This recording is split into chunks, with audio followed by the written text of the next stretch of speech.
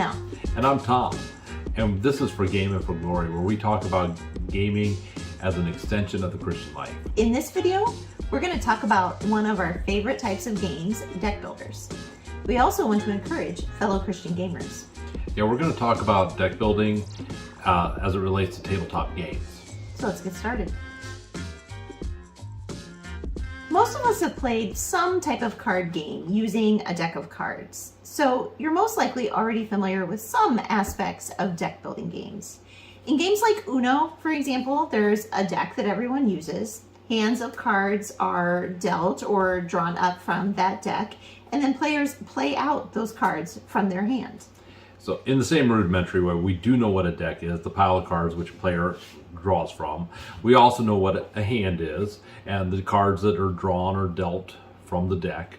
And then we also know what it means to play out cards. So starting with these basic concepts, let's take a closer look at how deck building games build on these starting concepts.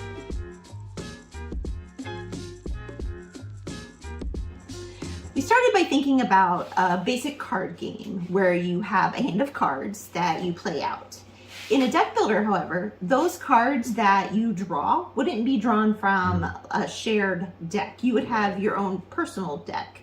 Additionally, in a deck builder, those cards that you play out will have some sort of special action that you get to perform when you play them. And generally, the cards in a deck builder is going to explain what that action is and give you some clues as to when you might want to play that card and use that action. One of the best aspects about deck building is deciding what you'll put into that personal deck that you draw from. Sure. I mean, thinking back to Uno, who wouldn't want to be able to draw, a bunch of wilds into their hand? Especially after getting a draw for. Exactly.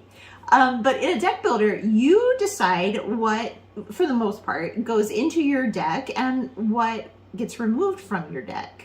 So I know that Tom and I both love deck builders. Tom, what are your thoughts on deck builders? Oh, man. So when I think of deck building, I think of action games.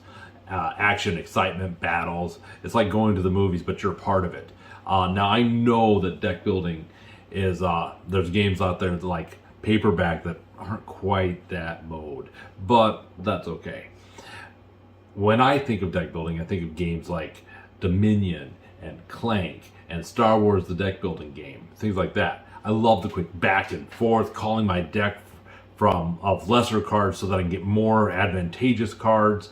It's also pretty cool to see how everyone else plays their own decks and learning strategies watching them as well.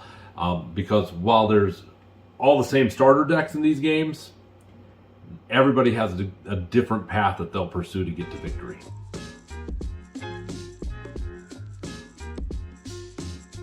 So we started talking about a basic card game just to give a point of reference, but it's something that people know. But in truth, there's not a lot of similarity between playing Uno and playing a deck builder like the game Dominion. Yeah, so in the hobby game space, it makes a whole lot more sense to compare it to collectible card games like Magic the Gathering or Lorcana, or living card games like the Lord of the Rings, the card game, or Marvel Champions. In those games, players play out cards from their deck that they've specifically put together ahead of time, adding powerful combinations by the cards that they place into their deck in order to play out in anticipation of the coming game. Mm-hmm. So the big difference between a collectible card game or a living card game like the ones you described and a deck builder is that process of building your deck, creating it, actually happens during the game, not before the game. So there are some core components that most deck builders have. One of them is a starting deck. So generally players will start with the same generic starting deck, and Tom kind of mentioned that as he was describing deck builders. So it's usually around 10 cards, and they just have some basic starting actions. Another thing that's really common, and we've already touched on this, is the idea of playing out cards. Yeah. So in a deck builder, you're going to draw cards from your personal deck, you're going to play them out and take the actions, and then after you're done, you're going to put those cards into your own personal discard pile. And then you'll draw up another hand before it's the next player's turn. You also will be acquiring cards in the deck building game. There's usually some way of acquiring new cards to be able to play later. These are usually done by when you purchase them. You'll then put them into your discard pile. When I say purchase, that's because the fourth thing is there's a market. And in that market, it's usually a shared common market. And what you'll do is you'll have an opportunity to purchase a card that either will be replenished after you've purchased your card with something else, or there's a set amount and there's only so many of each card and you purchase one, and when that pile's gone, there's no more of that kind to buy. Yeah, so another aspect that is common in deck builders is the idea of culling cards, and this is again something that Tom alluded to, or getting rid of cards from your hand. So usually players want their decks to be both powerful and really efficient. So they want to get rid of things that maybe are weak or not beneficial, and most deck builders will have some sort of mechanic or card or action that will let you do that in the game. Yeah.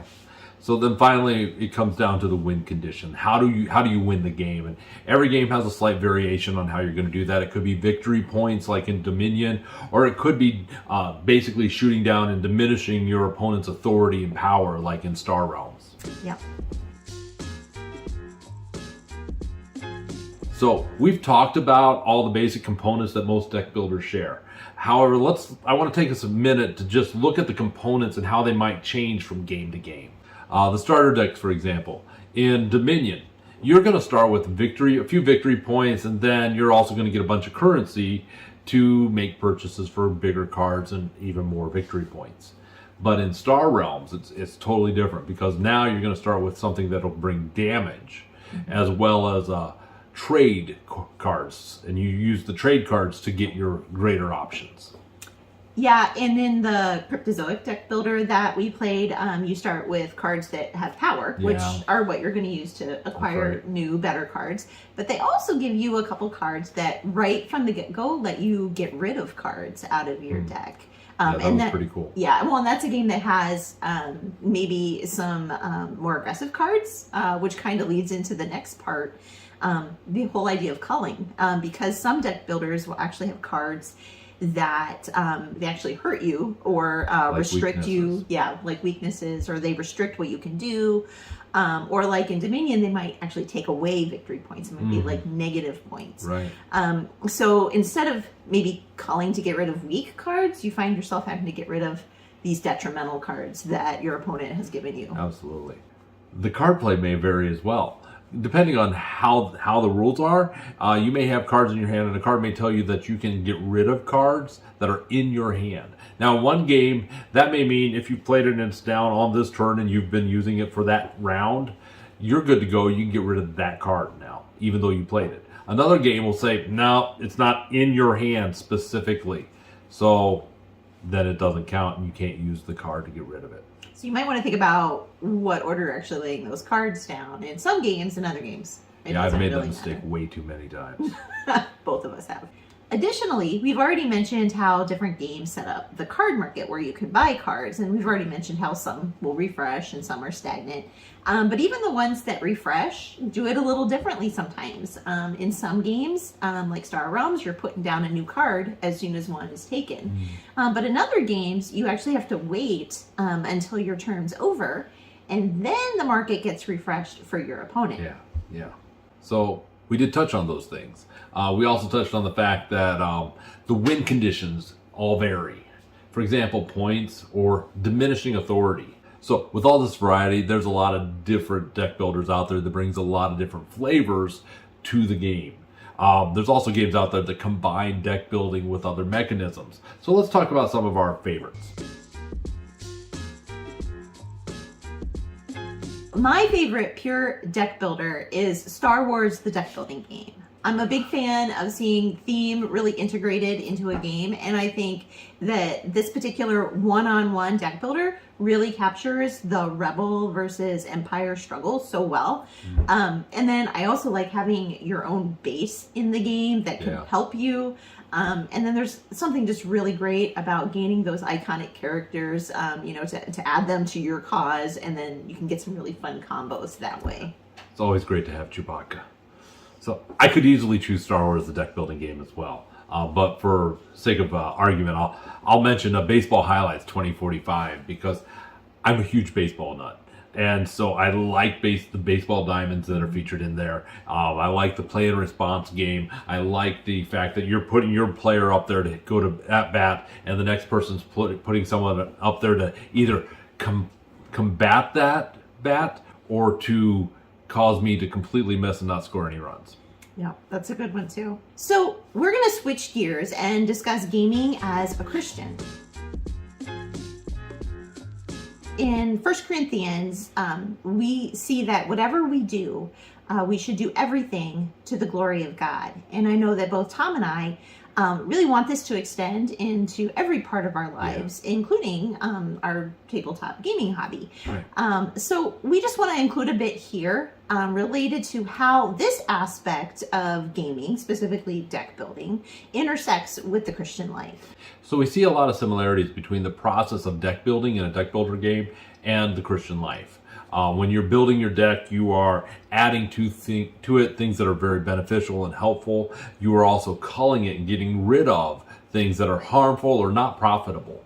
In our Christian walk, we are trying to do that very same thing, trying to get rid of things that slow us down, hinder us, don't profit us. The Bible talks about this with the idea of putting off and putting on. That's right. In Colossians 3, Paul tells the Colossian church to put to death earthly things, and he lists some things like immorality and coveting. And then he goes on to say, in these you too once walked when you were living in them. But now you must put them all away: anger, wrath, malice, slander, and obscene talk from your mouth. Do not lie to one another. See that you have put off the old self with its practices. So here we see the idea of putting off what doesn't help or what hurts us. He goes on after this and says, after putting off these things, that we are to put on the new self, which is being renewed in the knowledge after the image of its creator. Mm-hmm. Then Paul encourages the church and us to put on, as God's chosen ones, compassionate hearts, kindness, humility, meekness, and patience. So that gives us an idea of the kind of things that we should look to add to our pattern of living as Christians. Yeah. These are the things that benefit us and our fellow believers in the body of Christ. In addition, when we talk about deck building, there is sometimes that aspect of combat. And we all know that in our walk spiritually that we face spiritual combat. In deck building, I want to have defensive and offensive weapons. I don't want to just be loaded with one or the other. I want to be able to be balanced and to defend against an attack, but also to go on the aggressive. The same is true in my spiritual walk. I want to have my Lord's armor, both his spiritual defensive armor and the spiritual aggressive offensive armor. Just like what's described in Ephesians 6. Absolutely. Putting on the armor of God. So something to think about for both gaming and for glory. What will you put on and what will you aim to put off? If you have any ideas or thoughts you'd like to discuss with us regarding either deck building or this whole idea of putting on or putting off, please put it in the comments below. If you have any new games or other games that you'd like to suggest or tell us about, we're always up for learning about new games as well. I'm Tom. And I'm Janelle. And this is For Game and For Glory. Thanks for watching. Bye.